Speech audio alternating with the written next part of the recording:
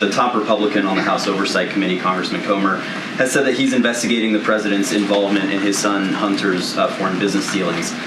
Looking for your reaction to that, and then on the merits of the allegations, can you address whether the president was involved in any of his son Hunter or his brother's foreign business dealings? So look, there's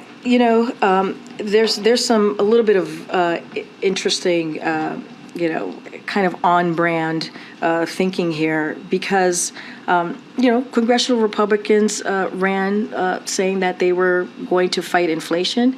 They're not coming up with solutions. How are we dealing with issues that matter the most or anything else that's related to this? On camera as it relates to the merits of any of these allegations? Because I've been very clear. To them, but not on camera. I've been very clear. It's like, Republicans said that they were going to, during the midterms, they were going to fight inflation, right? They said today we're going to provide you with something that you all aren't used to with respect to congressional investigations, and that's evidence. Committee Republicans have spoken with multiple whistleblowers from numerous schemes involving the Biden family, reviewed Hunter Biden's laptop, and received documents of previously unknown transactions.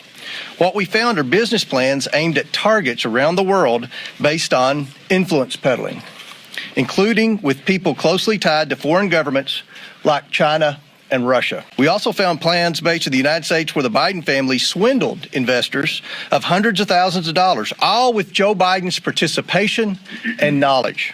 In 2019, shortly after announcing his campaign for president, Joe Biden told the American people he had nothing to do with and never had conversations with his family about their business dealings. That was a lie. And I think it's also important to understand, never forget how this story has changed.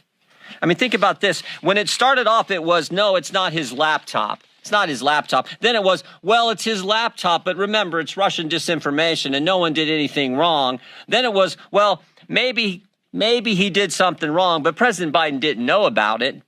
And now it's, well, maybe President Biden knew about it and was involved, but it didn't influence his decisions.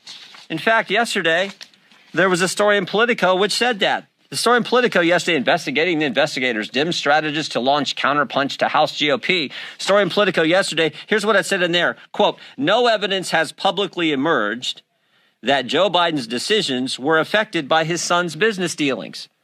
Wow, we've went from it wasn't his laptop and it was Russian disinformation to, oh, whatever was in there didn't affect the president's business dealings, even though he was involved, even though the laptop was real, even though it wasn't disinformation. All the while, he turned a blind eye. Many transactions related to these businesses have raised red flags at U.S. banks. A suspicious activity report, or SAR, is a document a bank must file with the Treasury Department when a transaction is suspected to be related to money laundering or fraud or other types of criminal activity. According to media reports, the Biden family accumulated over 150 SARs. And the final thing I would say is this. A colleague of mine said this in a committee hearing a few weeks ago, Mr. Gates.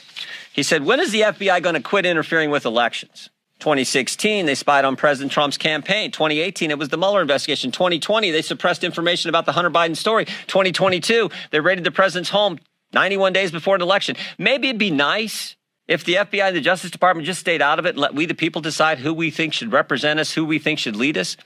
That's supposed to be how America works. So this is the focus on the Judiciary Committee, the political nature at the Justice Department, and the linkage now to what was happening with the Hunter Biden story. Again, just 15 days before we have a presidential election.